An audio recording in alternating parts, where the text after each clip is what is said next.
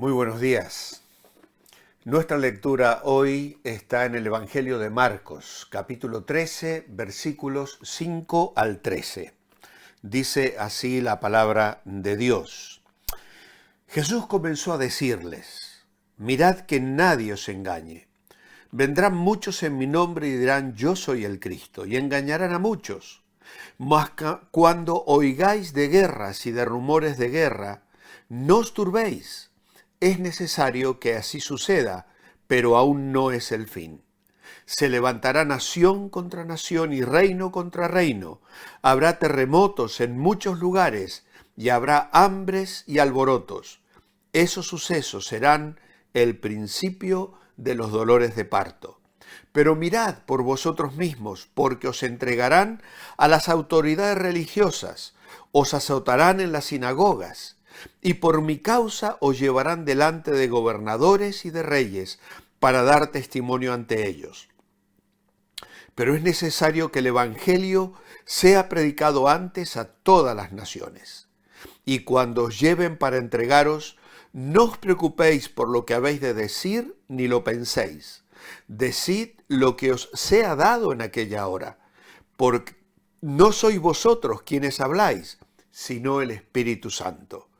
El hermano entregará la muerte al hermano, y el padre al hijo, y se levantarán los hijos contra los padres y los matarán, y seréis odiados por todos por causa de mi nombre. Mas el que persevere hasta el fin será salvo. En el párrafo que hoy consideramos hay una descripción de las condiciones que se darían en ese mismo tiempo.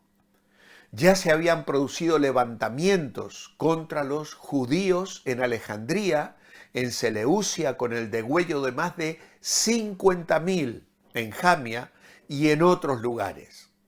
Calígula, Claudio y Nerón amenazarían con la guerra hasta que ésta llegaría finalmente con la destrucción de la ciudad y el templo por Tito en el año 70 después de Cristo. Algunos expertos nos dicen que luego de esta profecía de Jesús y antes de la destrucción de Jerusalén, hubo un terremoto en Creta en el año 46-47 después de Cristo. Otro terremoto en Roma en el 51 después de Cristo, en Apamia, en Frigia, en el 60 después de Cristo y en Campania en el 63 después de Cristo. Señalan también 4 épocas de hambre durante el reinado de Claudio, entre los años 41 y 54, y una de estas hambres tuvo lugar en Judea en el año 44 y es mencionada en Hechos 11:28.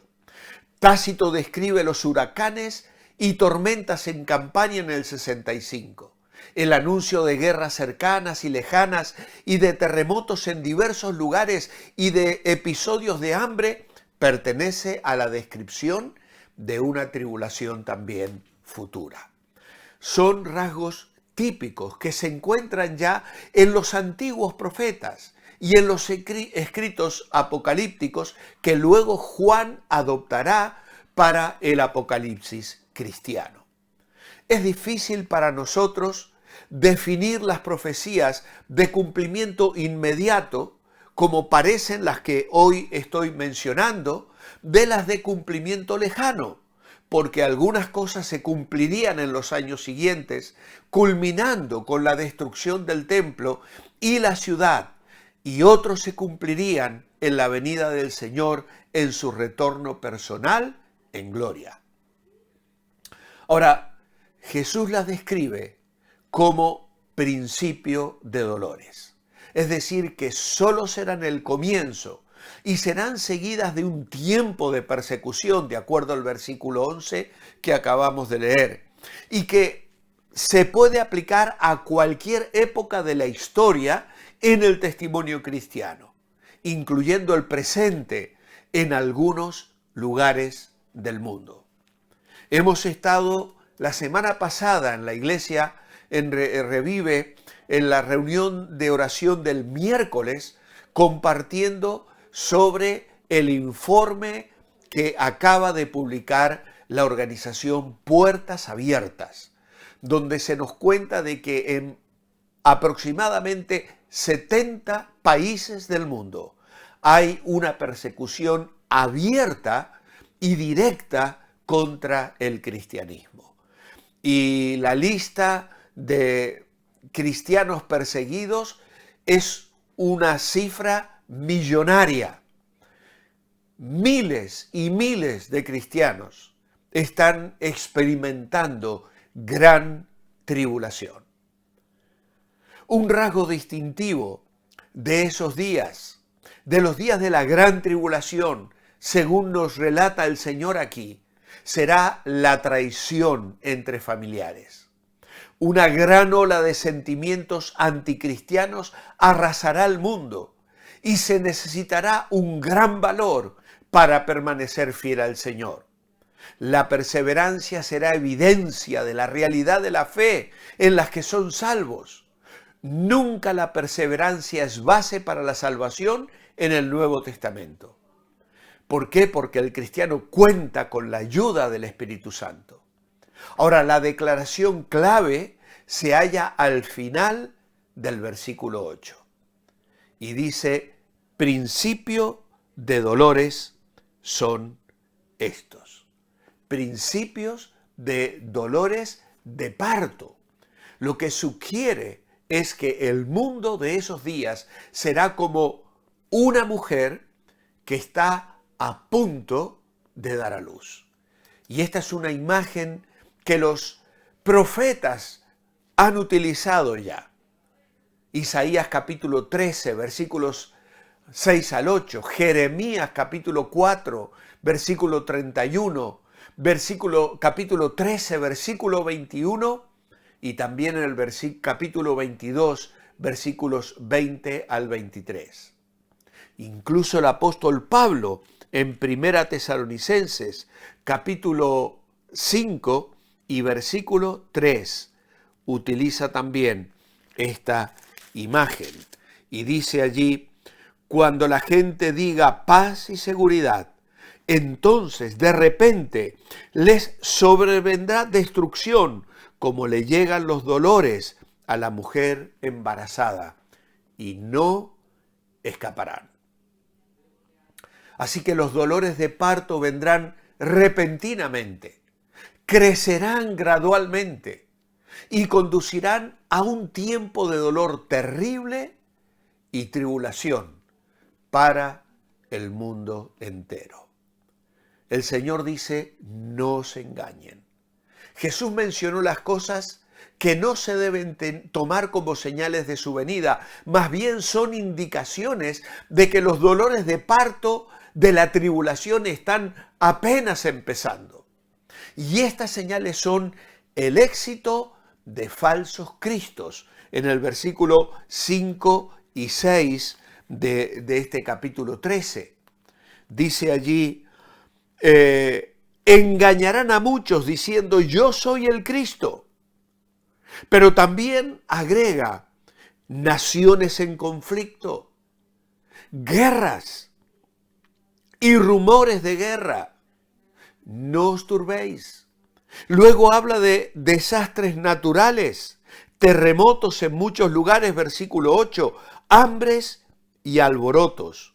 Y estos sucesos serán el principio de los dolores de parto. Y luego también persecuciones religiosas. Versículo 9, os entregarán a las autoridades, os azotarán y por mi causa os llevarán delante de gobernadores y de reyes para dar testimonio ante ellos. Ahora, hermanos, estas cosas siempre las hemos tenido. Pero puesto que estos eventos son comparados con dolores de parto, nuestro Señor puede estar diciendo que una aceleración de estas cosas va a ser significativa. Se presentarán falsos mesías. Las páginas de la historia están llenas de trágicas historias de falsos mesías, falsos profetas y los entusiastas e ilusos discípulos que han puesto su confianza y su credibilidad en ellos.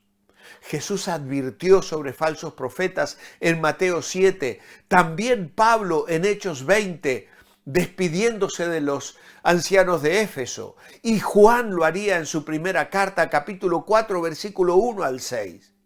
Hay algo en la naturaleza humana que ama la mentira y rehúsa creer las costosas lecciones del pasado.